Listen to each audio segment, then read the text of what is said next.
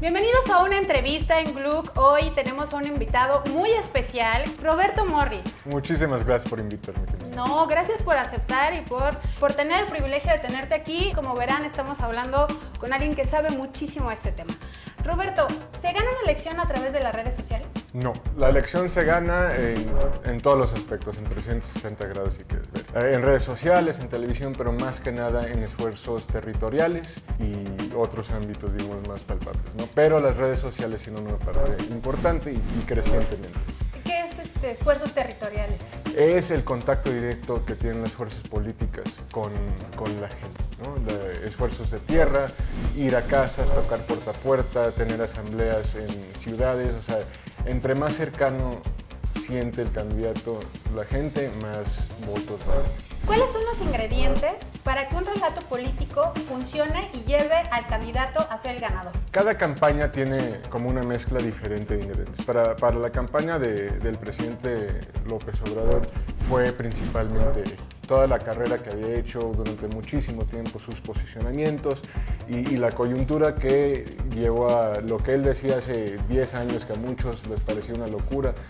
Fluyeron las cosas en ese sentido y sin duda él fue la clave más importante de su propia campaña, el gravitas, la personalidad, la manera de manejarse versus los otros dos candidatos que eran bastante grises, por así decirlo. Tú que eres experto en el relato político, ¿qué fue, por ejemplo, cuáles fueron los personajes claves en el relato político de López Obrador? ¿Los antagónicos? ¿Cuál fue el clímax? ¿Cómo se maneja eso? La narrativa, el cuento que contó López Obrador desde que empezó de el pueblo versus los poderes fácticos fue algo que al principio no le hacía mucho sentido a muchas personas, pero como fue evolucionando principalmente el sexenio de Calderón, que de hecho tuvimos un clímax ayer con el arresto de García Luna, que otra vez fue como darle la razón a ese relato que había estado contando por muchos años, durante todo el sexenio de Peña Nieto, que también se vio de manera muy clara cómo esa polarización de pueblo versus poderes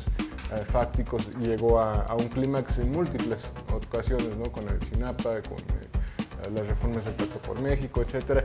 Como que la historia le empezó a dar mucho la razón a esa narrativa y fue una parte muy importante de lo que logró electoralmente, ¿no? Y más que nada, el resultado de la elección fue realineación política completa de México, ¿no? Al grado que hoy todavía hay mucha gente que no se identifica con un partido o con otro, no más sabe que no se identifica con lo que teníamos. Actualmente se habla mucho de polarización.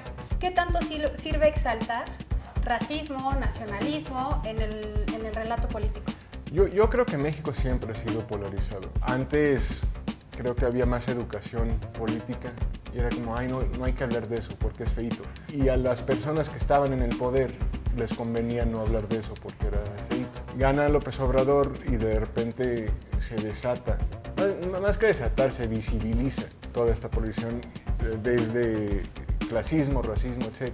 Y ahora ya no hay ese como pacto silencioso de no hablar de cosas feas, tanto en la política como en el cine, como en la literatura, como en el periodismo, ¿no? Yo en lo personal creo que es algo muy positivo que se ventilen estos temas. Y no nomás que se ventilen, que ojalá se haga algo acerca. Ninguna transición política de un país ha sido sin esos temas. Ves Estados Unidos en la lucha de los derechos civiles, la India, etcétera. Siempre que se habla de estos temas hay cierto grado de poco confort, hasta de violencia, pero que al final del día vale la pena si llegamos a una sociedad con mejores leyes y más justas y más inclusivas.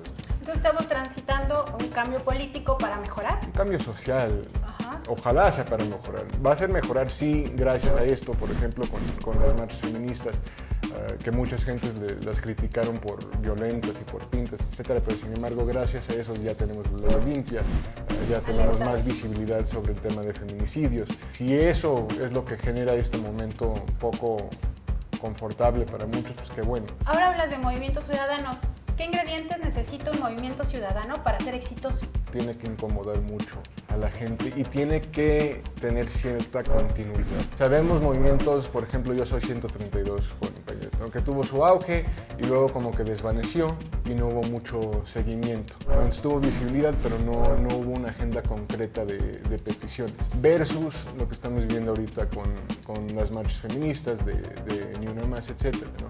Que a lo mejor no fueron tan grandes como en su momento fue Yo Soy 132, pero hay continuidad, hay una agenda muy clara, hay peticiones muy claras y hay logros hasta el momento bastante contundentes, y yo creo que espero que no hemos oído el último de esas marchas, ¿no? Porque están teniendo logros importantes. ¿Cuál crees que sea el relato que está construyendo López Obrador de aquí a acabar su sexenio? Obrador lo que le hace falta es oposición.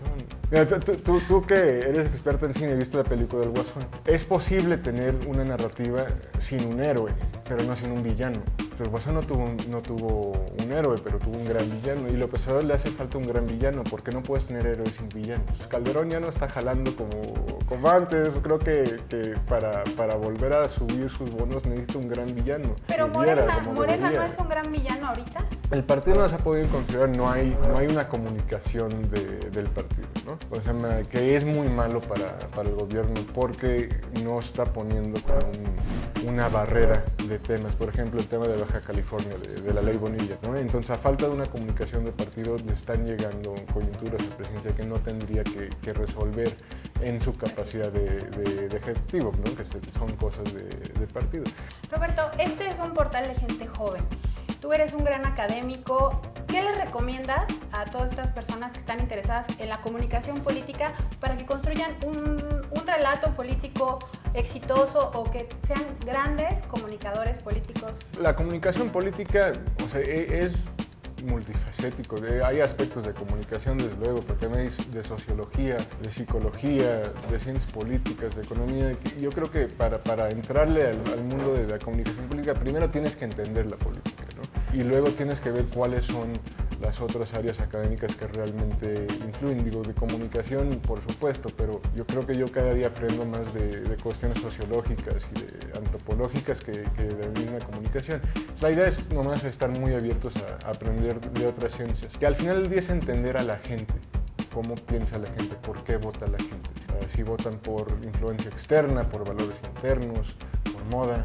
Entonces siempre es muy fluctuante, cada elección es diferente. ¿Y tu libro de comunicación política cuándo lo vamos a leer? Porque ya deberías de no hacerlo. No sé si pronto, pero mientras escribo. ¿En dónde escribes, Roberto? En Nexos estoy escribiendo mucho. Gracias por este tiempo, esta entrevista, por permitirnos conocerte más y por darle esta oportunidad a Gluck. Muchísimas gracias, cuando quieran.